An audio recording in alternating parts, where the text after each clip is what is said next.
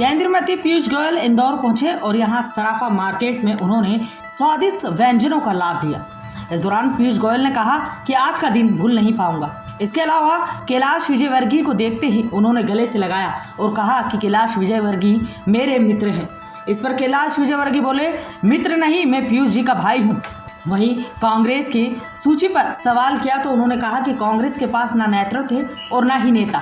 वहीं मध्य प्रदेश में केंद्रीय नेताओं को चुनावी मैदान में उतारने को लेकर बोले कि इतनी वरिष्ठ नेता आगामी समय में प्रदेश के जनता की सेवा करेंगे। उन्होंने विधानसभा क्षेत्र क्रमांक के भाजपा प्रत्याशी कैलाश विजयवर्गीय के संबंध में कहा कि कैलाश जी मैदान में जोरों शोरों से उतर चुके हैं।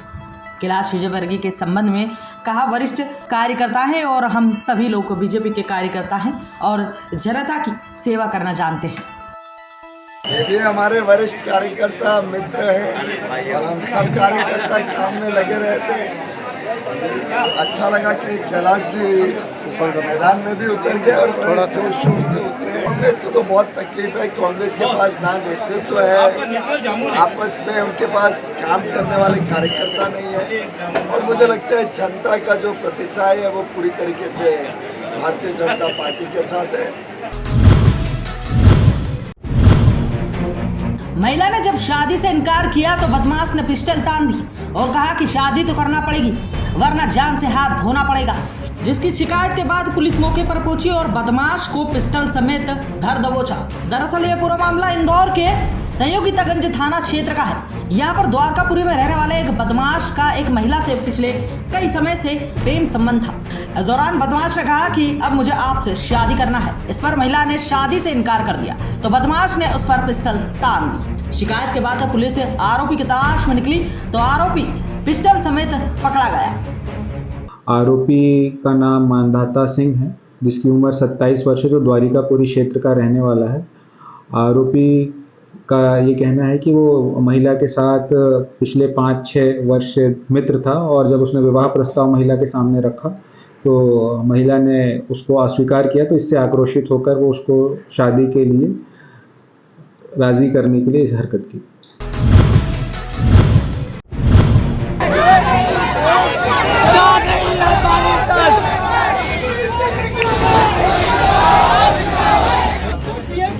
सस्पेंड नहीं होंगे जब तक अपन यहाँ से नहीं उठेंगे।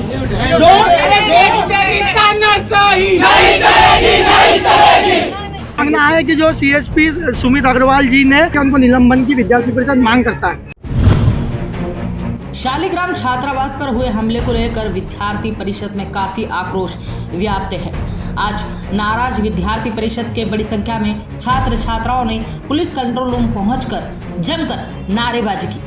यहाँ बड़ी संख्या में छात्र कार्यकर्ता पुलिस कंट्रोल रूम घेरने पहुंचे।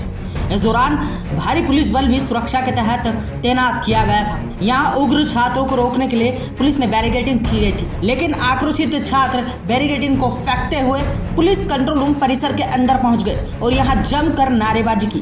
छात्रों का आरोप है कि शालिग्राम छात्रावास पर किए हमले को लेकर वहां मौजूद छात्रों के साथ जमकर मारपीट की गई है।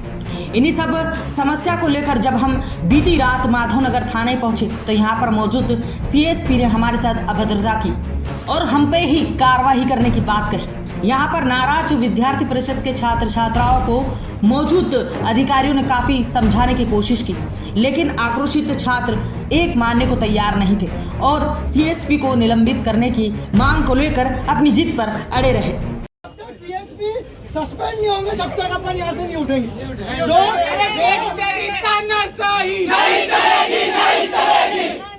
करने आए हो ना तो बात करो, ठीक है? इस तरह से नहीं किया जाता। अगर आप लोग बात करने आए हैं, अपनी बात कहने आए हैं तो सही तरीके से अपनी बात।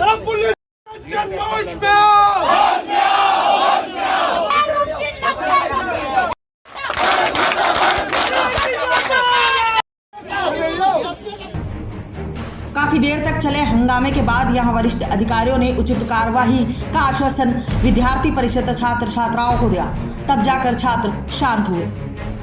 कल रात 12:30 बजे शालिग्राम छात्रावास में कुछ कार्यकर्ताओं पे और कुछ छात्रों पे हमला होता है। एनएसयूआई के कुछ गुंडे आते हैं बाहर से, धारदार हथियार लेकर, चाकू, बेल्ट, डंडे लेकर आदि छात्रों पे हमला करते हैं और गाली गलौज कर गेट पर ताला लगा दिया जाता है।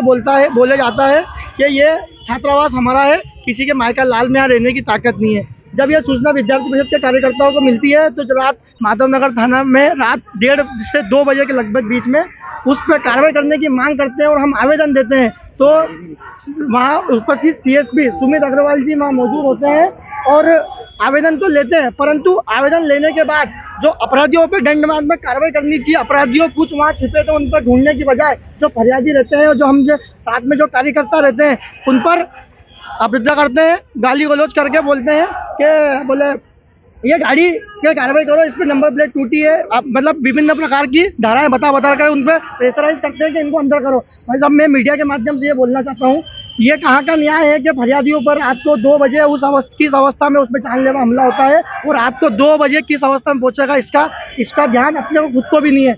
और वो CSP साहब इस प्रकार की मांगना है कि जो CSP सुमित अग्रवाल जी ने जो हमारे संगठन के कार्यकर्ताओं को गालियां बकी है और जो अमर्यादित शब्द उनने कैमरे के सामने करे हैं उसको लेकर के उनको निलंबन की विद्यार्थी परिषद मांग करता है। मांगना है कि जो CSP सुमित अग्रवाल जी ने उनको निलंबन की विद्यार्थी परिषद मांग करता है।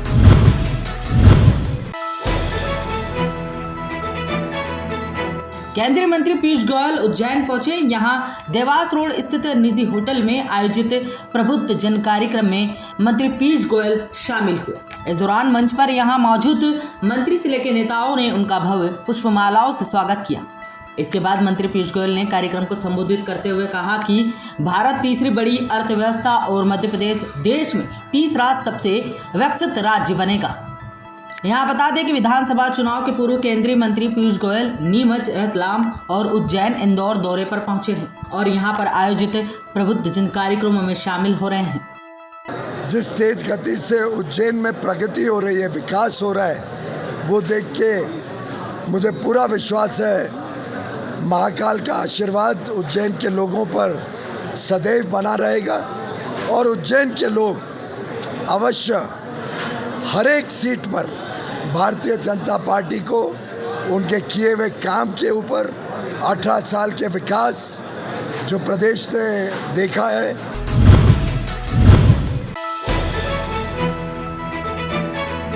इंदौर भोपाल के बीच चलने वाली वंदे मातरम रेल को नागपुर तक बढ़ाया गया है। इंदौर भोपाल के बीच वंदे मातरम रेल की शुरुआत 27 जून को प्रधानमंत्री नरेंद्र मोदी द्वारा शुरू की गई थी, लेकिन यात्रियों की संख्या में कमी को देखते हुए इस रेल को नागपुर तक बढ़ाया गया है।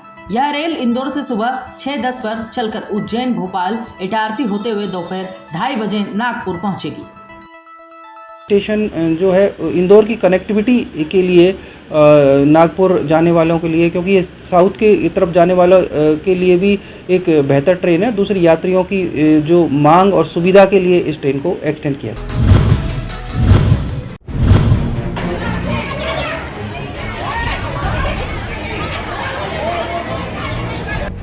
रतलाम में नगर पालिका निगम की IT सेल के पास विकास शाखा हथीखाना कार्यालय पर उज्ज्वल योजना के फॉर्म भरने के लिए यहां पर बड़ी संख्या में लोग जमा हुए थे। कतार बन लगे भीड़ में महिला और पुरुष के बीच कुछ कहा सुनी हुई। यहां देखते ही देखते विवाद बढ़ गया और आपस में महिला पुरुष भीड़ पड़े। इस दौरान एक युवक को बुरी तरह बेल्ट से पीटा। खबर मिलते ही पुलिस मौके पर पहुंची और मामला शांत कराया।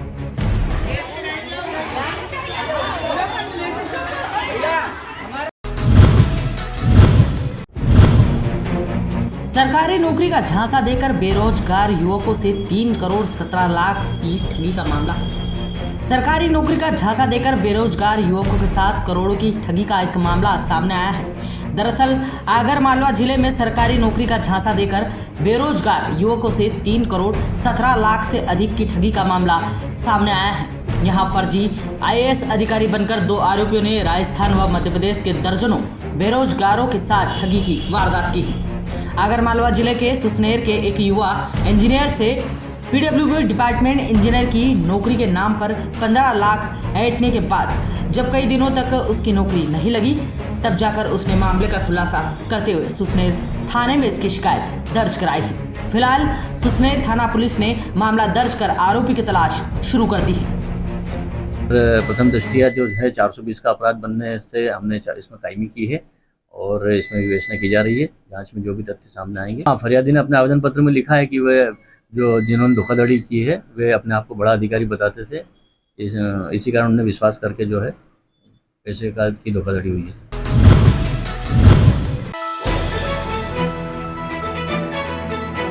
पुलिस ने आज एक सराहनीय पहल करते हुए 100 से अधिक लोगों को उनके गुम हुए मोबाइल लौटाए, जिनकी कीमत 26 लाख रुपए बताई जा रही है।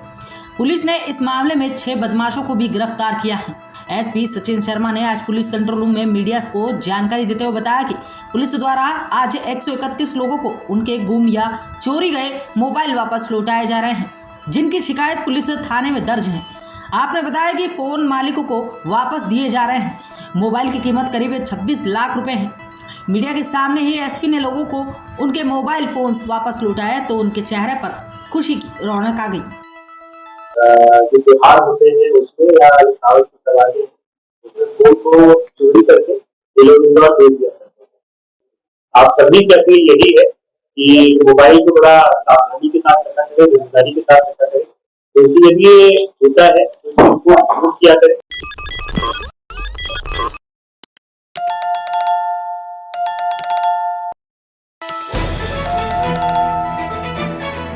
मध्य प्रदेश गौरव प्रतिष्ठान भोपाल की ओर से रविवार सुबह 11 बजे से बहादुरपुर रोड स्थित होटल उत्सव में मध्य प्रदेश कल, आज और कल विषय पर प्रबुद्ध जन सम्मेलन का आयोजन किया गया। कार्यक्रम के मुख्य अतिथि भाजपा के राष्ट्रीय प्रवक्ता राज्यसभा सांसद डॉक्टर सुधांशु त्रिवेदी थे। इस दौरान उन्होंने सिर्फ प्रदेश बल्कि बुरहानपुर से लेकर देश दुनिया के मुद्दों पर खुलकर बेबाकी से अपनी राय रखी।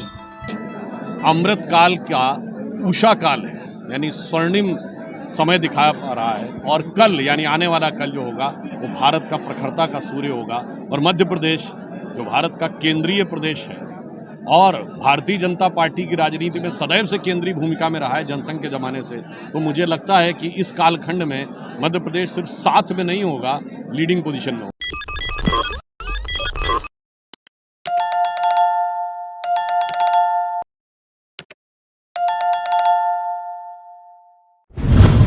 सबसे सस्ता सबसे बड़ा अखबार, 3 रुपए में 12 पृष्ठ, सब पे नजर सबकी खबर, दैनिक अवंतिका।